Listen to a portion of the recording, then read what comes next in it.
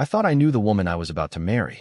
I trusted her completely, enough to put my name, my savings, and my heart into building a future together.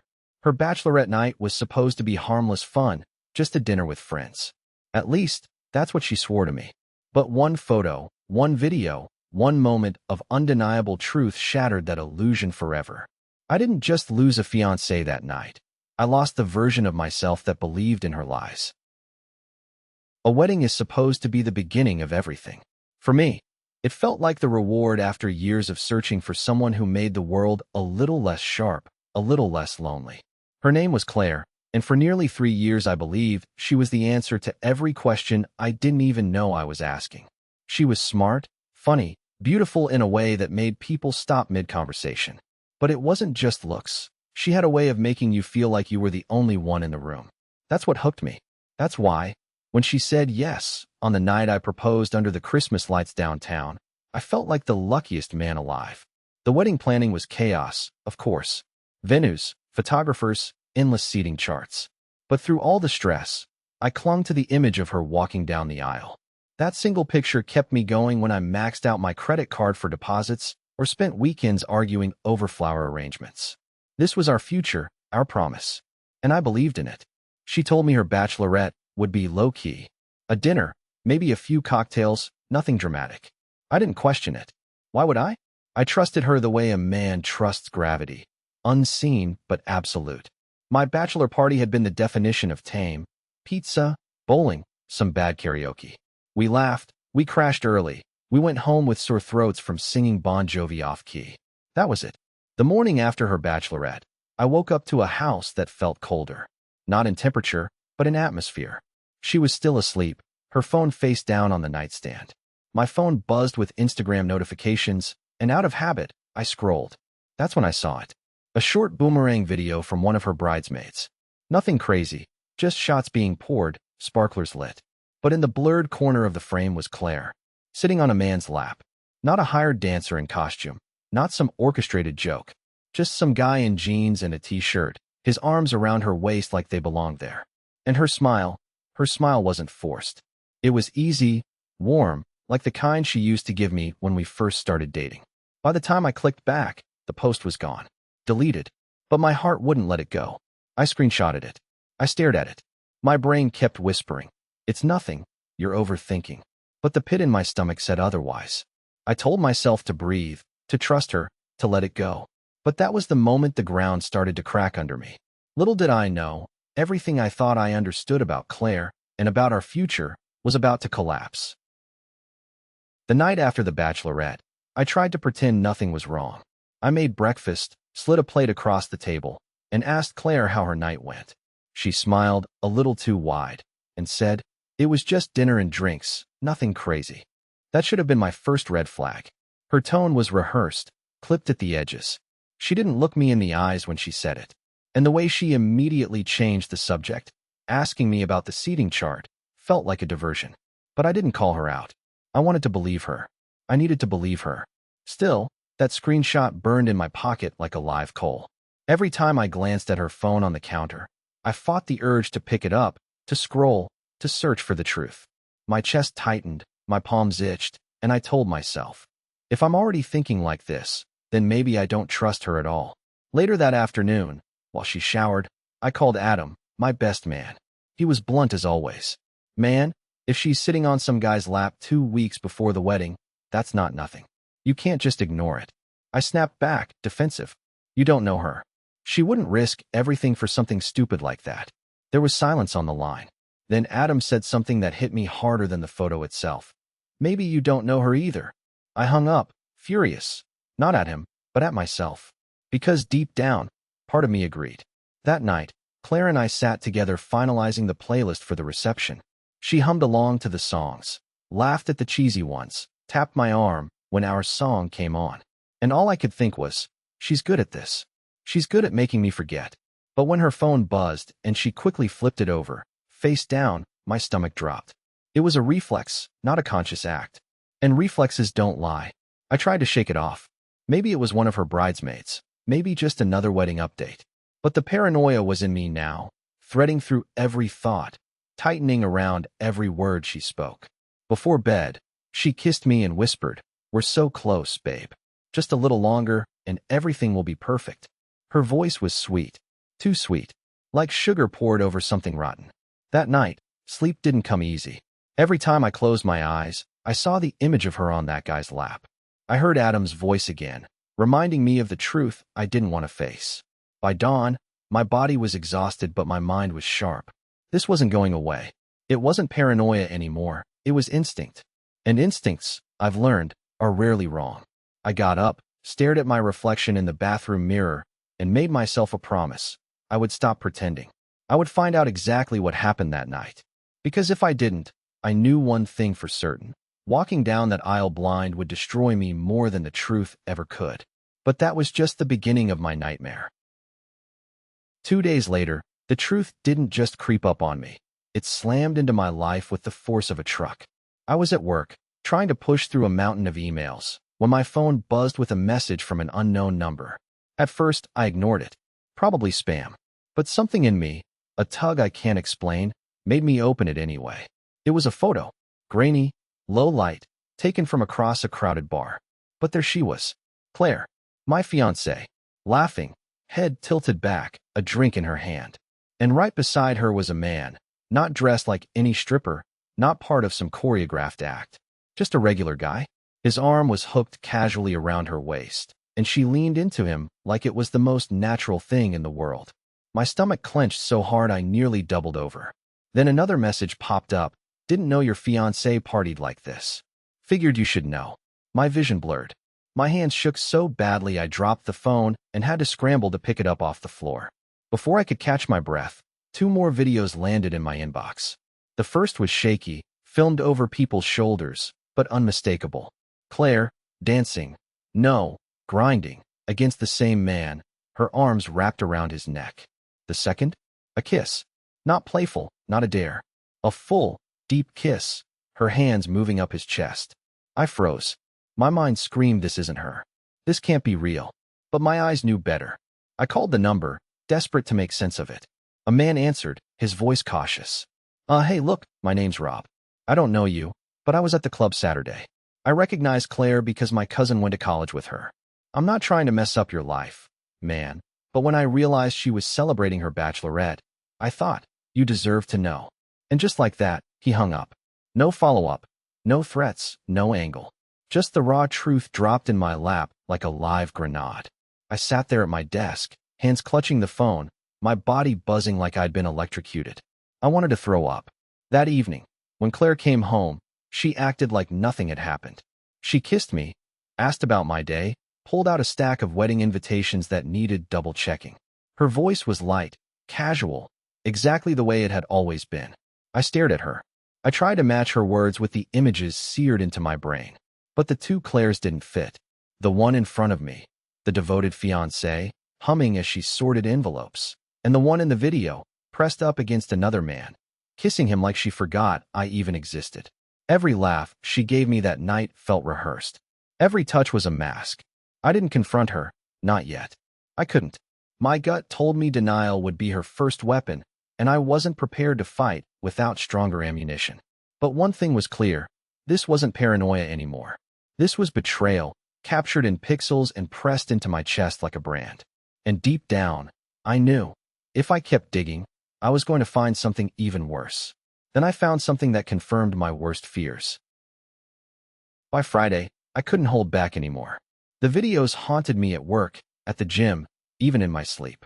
Every time Claire touched me, every time she smiled, I saw his hands on her waist instead of mine. That night she told me she was meeting her bridesmaids again, finalizing details. She said with that easy tone she used when she wanted me not to ask questions. She kissed me on the cheek, grabbed her purse, and left. I waited 10 minutes. Then I grabbed my keys and followed. Her maid of honor had tagged herself at a rooftop bar a few weeks earlier, so I gambled. My chest pounded the whole drive, like my body already knew what my eyes were about to see. When I pulled up and parked across the street, her car was already there. The bass from the club thumped through the walls, a dull vibration I could feel in my bones. From where I sat, I had a clear view of the balcony. At first it was just shadows moving to the rhythm of the music. Then, suddenly, I saw her. Claire. My Claire. In the same blue dress she'd worn to our engagement party, her hair loose around her shoulders, drink in hand. And she wasn't alone. The man from the videos was right there, standing so close their bodies touched. He leaned in to say something, his lips brushing her ear. She laughed. God, that laugh, the same one she gave me when she said yes under those Christmas lights. Only now it belonged to someone else. I pulled out my phone, fingers trembling, and hit record. Then it happened. He kissed her. Slow, deliberate, his hand at the back of her neck. And she kissed him back. No hesitation. No pulling away. Her free hand slid up his chest like she'd done it before. My stomach dropped out. My throat tightened until I could barely breathe. The world around me blurred. The cars on the street, the chatter of people walking by. Everything dimmed except for that image burned into my screen. I don't know how long I sat there recording. 30 seconds? A minute? Long enough to destroy whatever fragments of denial I'd been clinging to. When they finally went back inside, I lowered the phone and just stared at the screen. My reflection in the glass looked pale, almost unrecognizable. I wasn't just watching Claire cheat. I was watching the death of the man who trusted her. On the drive home, my hands shook so badly I could barely keep the car straight. Every red light felt like a chance to slam my head against the steering wheel, just to stop the loop playing in my mind. Her lips, his hands, her smile. By the time I pulled into the driveway, I wasn't the same person anymore. The man who believed her stories, who swallowed her reassurances, who planned a future around her. He was gone. I had the proof. Undeniable, bulletproof proof. And I knew one thing for certain. This wedding was never going to happen. But I wasn't ready for what I was about to discover next. I thought the worst part was over. I had the videos. I had seen it with my own eyes. There was nothing left to question. But I was wrong. The betrayal didn't end at the rooftop bar. That was just the surface. The next morning, Claire was unusually chipper. She brewed coffee, hummed while buttering toast, and asked if I could help her finalize the vows that weekend. Vows. The word cut through me like glass. I stared at her, half expecting some flicker of guilt, but she moved around the kitchen as if nothing had happened. Her calmness only made me more certain. She was hiding something. So I did the one thing I had resisted for days. While she showered, I picked up her phone. My hands were shaking so violently, I almost dropped it. I told myself I wouldn't go too far, just enough to confirm what I already knew. But within seconds, my stomach twisted again. The group chat with her bridesmaids was full of deleted messages. Holes in the conversation. Gaps where words should have been. Except they hadn't been deleted carefully. A few fragments remained. Don't post that video. He'll kill me. Delete the balcony pics. Make sure no one tags him in the background. My throat went dry. It wasn't just a wild night that got out of hand. They had coordinated this. They had planned the cover-up together. I scrolled deeper, my thumb numb, my vision tunneling. And then I saw the thread that ended everything. A private chat between Claire and Danielle, her maid of honor. Claire, I can't believe how close that was. If Rob hadn't deleted it right away, he would have sent it to Adam too. Danielle, relax, babe. Guys don't pay attention to details. He'll never know. Claire, you don't know him. He notices everything. I'll just play it cool. I nearly threw the phone across the room. The arrogance. The casual dismissal. They weren't ashamed. They were strategizing, laughing about it. To them, I wasn't her partner. I was an obstacle to be managed. And yet, a sick part of me whispered, maybe she'll confess. Maybe she'll feel guilty eventually. But that hope evaporated that evening when I overheard her on the phone with Danielle again. I was in the garage, grabbing tools, when her voice floated through the cracked door. Don't worry, he suspects nothing. I just smiled, acted normal. Honestly, he's too focused on the wedding stress to even think twice. The laughter that followed burned hotter than the kiss itself. In that moment, something inside me hardened. This wasn't just betrayal, it was contempt. She thought I was blind, clueless, incapable of putting the pieces together. I realized then that the rooftop bar wasn't the worst part. The real truth was deeper, uglier. Claire wasn't sorry. She wasn't scared. She was confident she could get away with it. And maybe, if I had been weaker, she would have. But what I didn't know yet was that uncovering the truth was only half the battle. Because once I decided to act, once I set the plan in motion, everything would spiral far beyond my control. This went so much deeper than I thought. I spent the next 3 nights staring at the ceiling, sleep an impossible luxury. Every time I closed my eyes, I saw her laughing on that balcony, his hands on her waist, the chat messages with her bridesmaids mocking me behind my back. It wasn't just betrayal. It was the humiliation that crushed me. The hardest part wasn't deciding if she had crossed a line. She had. The question was what to do next. Part of me wanted to confront her right then and there. Slam the phone on the counter, show her the videos, demand an explanation. But another part of me knew exactly how that would go. She'd deny, gaslight, twist the truth until I doubted my own eyes. And even if she broke down and admitted it, what then? Forgive her? Walk down the aisle pretending those images didn't exist? No, that wasn't an option. But walking away quietly didn't feel right either. Too easy for her. Too easy for Danielle and the rest of them to laugh about how I overreacted, how I was too weak to handle a little harmless fun. I wanted the truth out. I wanted everyone who was about to gather for our wedding to see the real Claire. Not the perfect bride, not the charming fiancé, but the liar who mocked me behind closed doors. The problem was timing. The wedding was weeks away, money already sunk into deposits, guests already booked. Canceling now would cause chaos. Family on both sides would demand explanations. Whispers would spread, and Claire would spin the story first if I wasn't careful. So I started planning. Every morning before work, I rewatched the videos. Not because I enjoyed torturing myself, but because I needed to be sure. Evidence had to be airtight. Screenshots weren't enough. I backed everything up, 2 hard drives, a cloud folder, even a flash drive I stashed at Adam's place. At night, I replayed different scenarios in my head. Confront her in private? Too easy for her to lie. Call off the wedding quietly? Leaves me looking paranoid. Expose her in front of family? Risky, messy, but satisfying. Each version ended the same. Me, alone, but finally free. What I didn't admit, even to myself, was how much I still wanted her to stop me. I wanted her to slip, to confess, to prove that somewhere inside the mask she wore there was guilt, regret, something real. But every day she smiled, hummed, talked about flowers and vows as if she wasn't hiding the ugliest truth of all. That silence from her was my answer. One evening, I sat in the car outside the venue we had booked, the same one I'd emptied my savings for. Families would gather here. Music would play. People would toast to forever. And all I could think was, if I let this wedding happen, I'd be the biggest fool in the room. So I made a choice. I would let her walk right up to the edge of her perfect day. I would let her believe she had gotten away with it. And then, when the moment was right, I would end it. Publicly, unmistakably, leaving no room for her lies. I didn't know how much damage it would cause. I only knew one thing. I couldn't let her win. I spent sleepless nights planning. Finally, I knew what I had to do. The first real step I took wasn't dramatic. It wasn't some grand confrontation. It was calculated, quiet. I invited Claire to dinner at a nice restaurant the following Saturday. She seemed thrilled.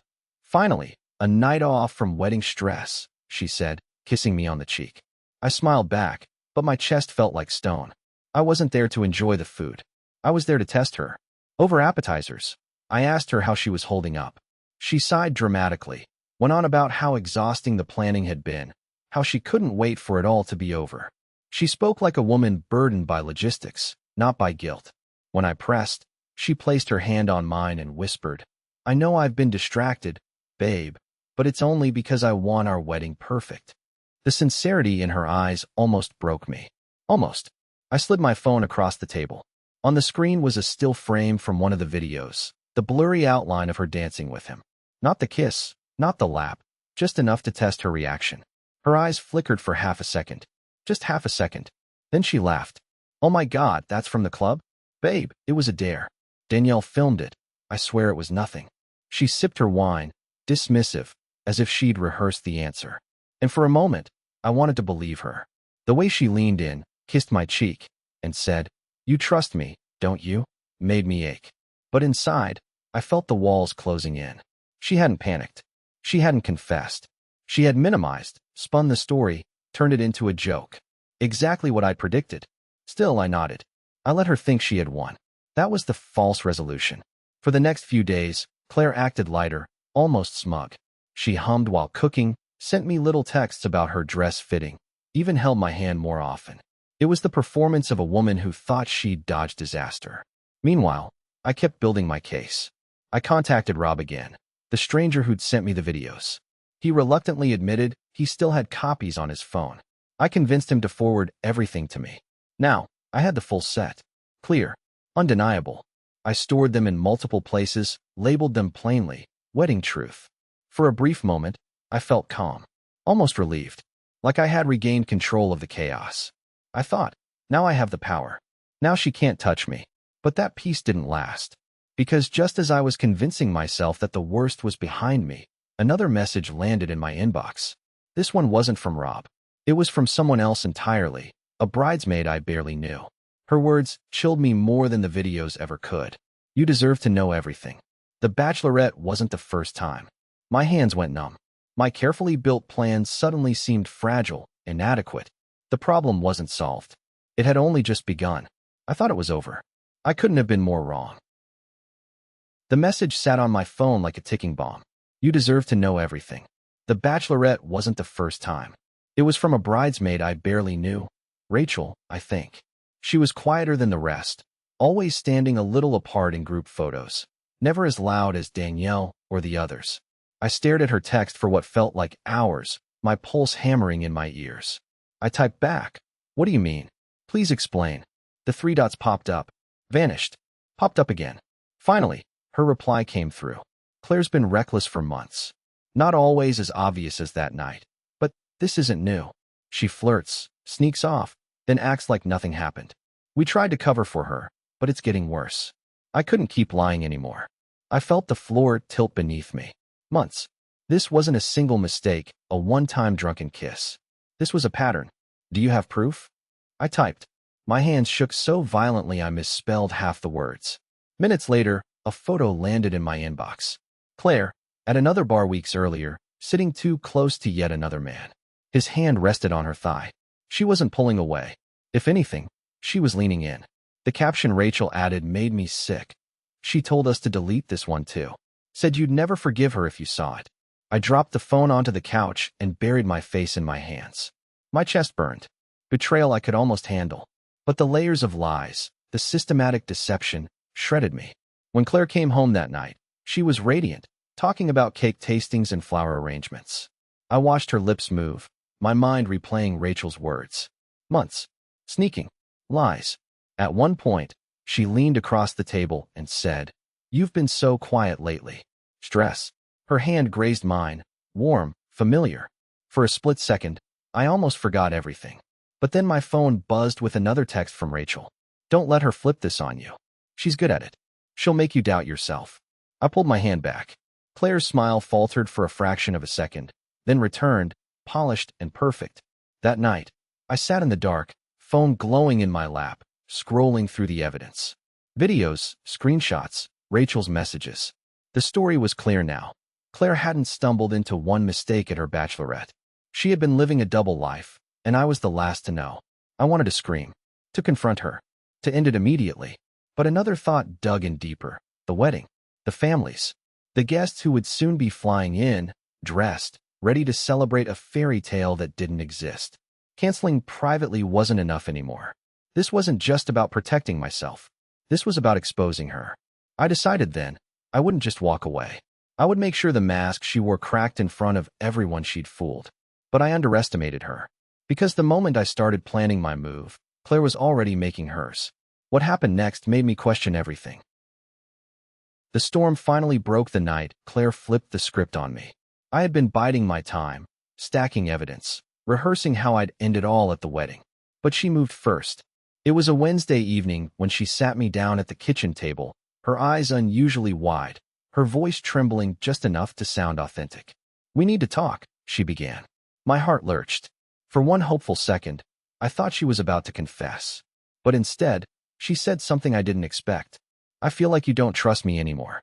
You've been distant, quiet. Are you having doubts about us?" I almost laughed. The audacity. But the way she leaned forward, her hands gripping mine, her tears brimming, it was a performance worthy of an award. I wanted to throw the videos in her face right then. But instead, I froze. Because in that moment, she wasn't just gaslighting me. She was testing me. If I snapped, if I revealed what I knew, she'd spin it. Make me look paranoid. Make me the villain who ruined everything over nothing. And with her bridesmaids ready to back her up, who would believe me? So I stayed silent. I mumbled something about stress, about work, about the weight of the wedding. She nodded, wiping a fake tear, then whispered, "I just need to know you're still with me." The irony was suffocating. She was begging for reassurance while she carried secrets that could crush me. That night, after she went to bed, I sat in the living room staring at the glowing wedding invitations stacked neatly on the table. Each one felt like a ticking bomb. Families had bought flights. Hotels were booked. Deposits non-refundable. I realized with a gut punch that if I pulled the plug now, all the blame would land on me. I'd be the villain who broke her heart weeks before the big day. And maybe that was her plan all along. For the first time, I doubted myself. Not about her guilt. I had proof carved into my brain. But about whether I could actually go through with exposing her. What if I froze? What if she twisted the narrative faster than I could present the truth? The weight crushed me. My chest tightened until I thought I might pass out. I poured a drink. Then another. But the burn of whiskey didn't dull the reality. In the darkest hours of that night, sitting alone with the evidence spread out like a crime scene, I felt broken. Like she had already won. Like no matter what I did, I'd walk away the loser. Humiliated, discarded, forgotten. But then, somewhere between despair and exhaustion, a clarity settled in. I wasn't powerless. Not yet. I had the truth, the recordings, the messages, the photos. And if Claire wanted to play with appearances, then I'd wait until the one moment she cared about most, her perfect wedding day. That would be the day her mask finally shattered. I realized what I had to do to end this once and for all. The morning of the wedding, I woke up with a calmness I couldn't explain. Not joy, not nerves, just a strange clarity, like my body had finally accepted what my mind had been screaming for weeks. Claire was buzzing around the bridal suite, posting filtered selfies, sipping champagne with her bridesmaids. On my side, the groomsmen laughed, joked, adjusted their ties. Everyone believed they were about to witness the happiest day of our lives. But I knew better. I'd hidden the flash drive in my jacket pocket, tucked neatly beside my vows. My insurance policy. My proof. When the ceremony began, the music swelled, guests rose, and Claire appeared in her white dress. To everyone else, she was radiant. To me, she looked like a stranger playing dress-up in innocence. She walked toward me with that practiced smile, as if she hadn't been kissing another man weeks before. I forced myself to meet her eyes, and for the first time, I didn't see my fiancé. I saw a performer. The officiant started the ceremony. Words blurred around me. Union, forever, faithfulness. My pulse roared louder than any hymn. Then came the moment, the vows. Claire went first. She read hers with trembling hands and teary eyes, talking about destiny, loyalty, and choosing me every day for the rest of her life. Applause followed. Whispers of beautiful floated through the room. And then it was my turn. I cleared my throat, pulling the folded paper from my pocket. But instead of reading, I paused. My eyes swept across the crowd. Our parents, siblings, friends, co-workers. Every single one of them had been fooled. I was going to stand here today. I began slowly, and promise Claire forever.